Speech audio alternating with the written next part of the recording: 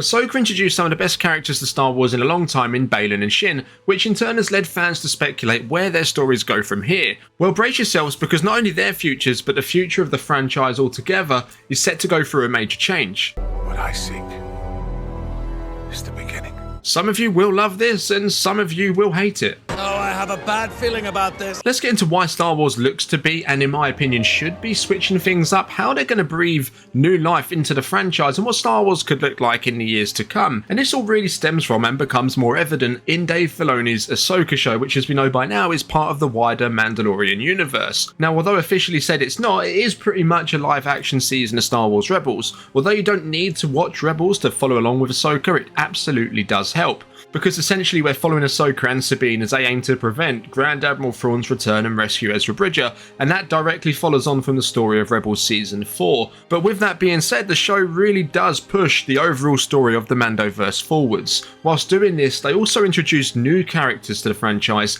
and concepts that will fuel Star Wars for years to come in Baylan, Shin and Peridea. Or really, we could actually extend that out to the whole galaxy that Peridea is within. Now, these new additions to Star Wars introduced within Ahsoka aren't your typical throwaway additions that we've seen in Star Wars projects in recent past. Most new characters within Star Wars are brought into a show like Baylan and Shin have been, and Lucasfilm fully intends for them to have their own spin-off shows, as was once the plan with Reva, although for various reasons I don't quite think that's the case anymore. But Baylan and Shin are no exception. Lucasfilm absolutely has big plans for them. Unfortunately, the actor who portrayed Ray Stevenson had brought so much to that character passed away earlier this year, but from what we're hearing in regards to Baylan is that they still count the character as a big part of their plans going forwards. Now, this could be in another form such as animation, or it could actually be a recast, which right now seems like the most likely option.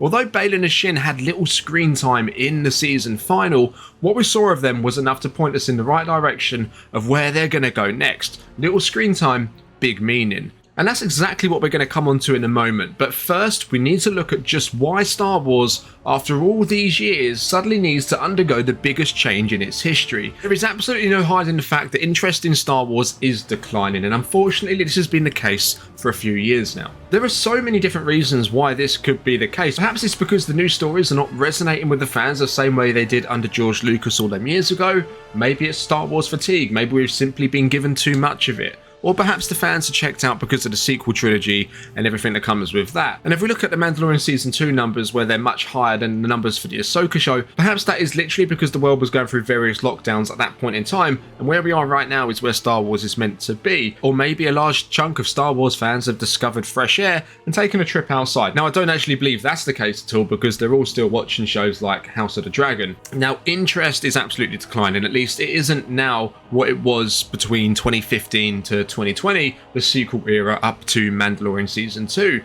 Now, in steps this particular person, someone who's been present at Lucasfilm for many years, throughout the change, throughout the Disney buying process, and during the Disney era. He's been at Lucasfilm longer than most people, and most fans probably wouldn't be able to name someone who's been at Lucasfilm longer than Dave Filoni. He worked alongside George Lucas to create the Clone Wars, but most importantly, this guy's a fan, and this fan had an opportunity to create his own Star Wars show. He created a show he was contracted to make, a story continuing the wider Mandoverse, bridging the original trilogy into the sequel trilogy. But he also did something else. He laid the foundations for the future.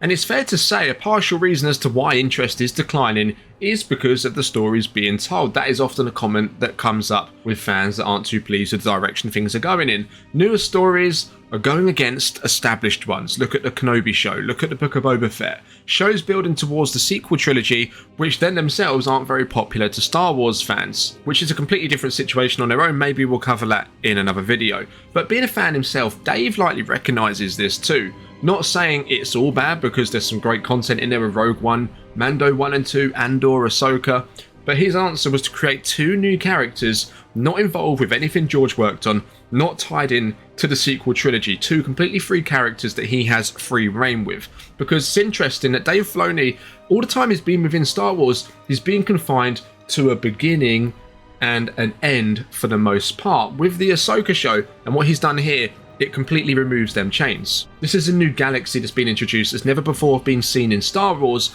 He's completely switching it up, which gives potential for more stories to be told away from our main galaxy, which is so heavily tied with George's Star Wars. Every story up until now, let's not forget, took place within one galaxy.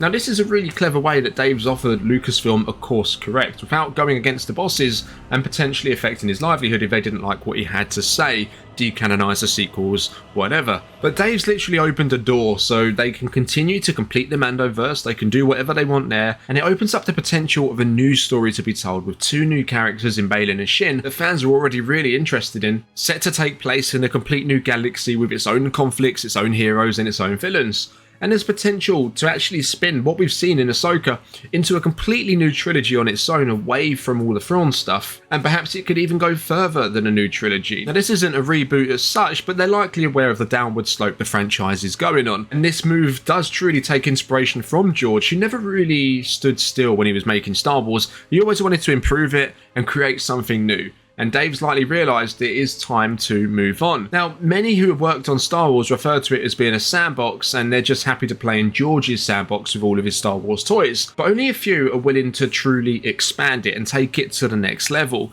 Yes, Ahsoka wasn't the perfect show, but there's a lot more positives in there than negatives, which isn't something you can say all too often regarding Star Wars of late. In my opinion, it's been a good solid start from Dave. I do expect the next show to be even better and the one after that to be even better still. And you never know, perhaps once Heir to the Empire and all the stories told there are finished, perhaps we will carry on in this new galaxy on Pridia with Baylan and Shin. These elements introduced in Ahsoka are way too popular just to be thrown away. They're definitely going to be explored, it's just a matter of when. So let me know, do you think a complete departure from our current galaxy to a new one is the right move for Star Wars, if it's a path they're willing to take? Drop your thoughts down in the comments, remember to leave a like if you enjoyed today's video, subscribe to the channel if you're new, we'll catch you in the next one. May the Force be with you.